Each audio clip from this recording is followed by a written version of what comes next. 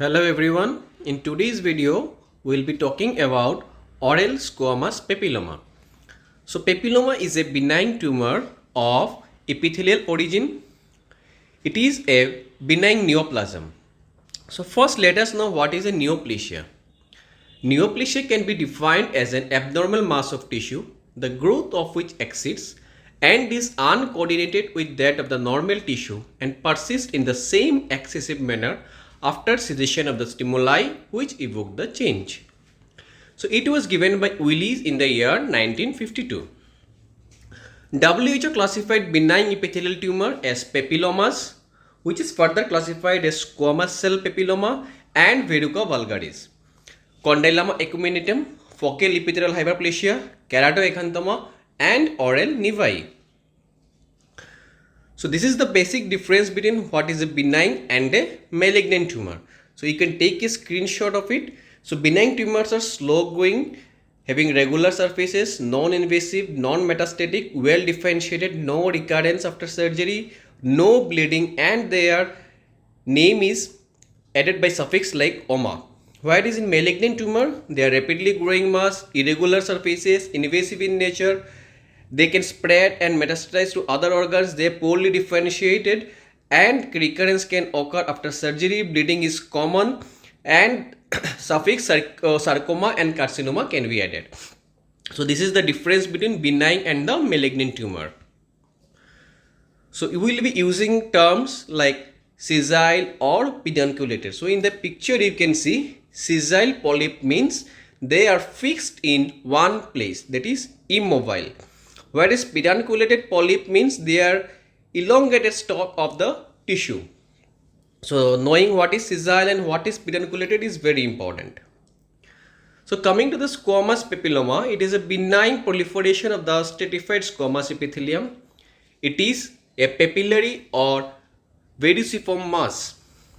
So squamous papilloma is the fourth most common mucosal mass. The most important is it is caused by or induced by human papilloma virus 6 and 11. So it is very important that squamous papilloma is caused by human papilloma virus 6 and 11.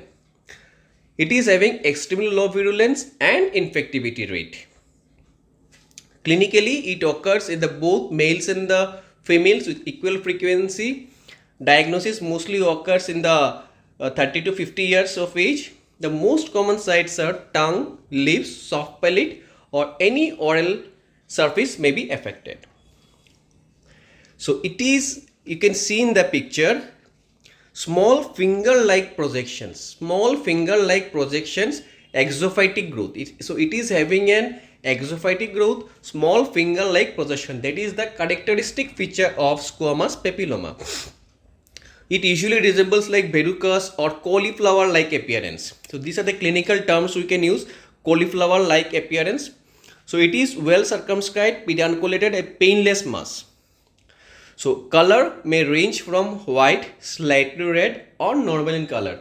So either it is red, white, or normal in color. It depends on the keratinization. The more keratinization the lesion is, more keratinized the lesion is, the more whitish it will be. So we can see a picture, we can see in the picture, clinical pictures, finger-like projections which is present on the palate area, soft palate area. So coming to the histopathology. So in the histopathology, what we will see proliferation of the keratinized stratified squamous epithelium with array of finger-like projections. So in the microscope, we will see finger-like projection, beautiful picture, finger-like projections of the epithelium, and within the finger-like projection, what you will see, just underneath the epithelium we will see fibrovascular connective tissue core. So connective tissue core, they may contain inflammatory changes depending upon the amount of trauma sustained by the tumor. So histologically, what you will see, the characteristic feature is finger-like projection of the epithelium, and within that finger-like projection, what you will see in the picture photomicrograph, we can see a fibrovascular core. That is the characteristic of finger-like projection, and fibrovascular core in it It is the characteristic of squamous papilloma.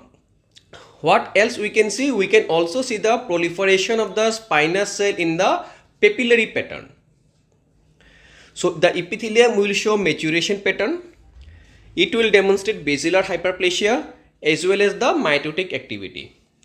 So we can also see the coilocytes. What are coilocytes? The coilocytes are the virus altered epithelial clear cells. These are the clear cells, virus altered clear cells with small dark pycnotic nuclei present in it. So in the photomicrograph we can see this is a coilocyte. These are virus altered epithelial clear cells having a pycnotic nuclei. So what are the other differential diagnoses? Verruca vulgaris, oral condyloma acuminatum, verruca plana and verruciform xanthoma. So these are the other differential diagnoses. So treatment, coming to the treatment part, conservative surgical excision including the base of the lesion. We have to surgically excise the lesion. The recurrence is rare. No malignant transformation has been reported as of now. Liquid nitrogen therapy, keratinolytic agents and alpha interferon can also be used.